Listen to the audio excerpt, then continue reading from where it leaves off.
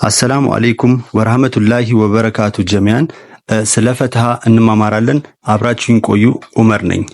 ፈትሃ ማለት ከአረብኛ ፊደል በላይ ሰረዝ ምልክት ሲሆን ከአንድ የአረብኛ ፊደል በላይ ይህ ሰረዝ ሲኖር አፋችንን ወይንም ከንፈራችንን በመጠኑ በመክፈት በአንደኛ ቤት የአማርኛ ድምጽ ጋር ተቀራራቢ ድምጽ እንዲኖራቸው አድርገን እናነባቸዋለን ማለት ነው። አ በ ተ ث ج ح خ د ذ ر ز س ش ص ض ط ظ ع غ ف ق ك ل م ن ح و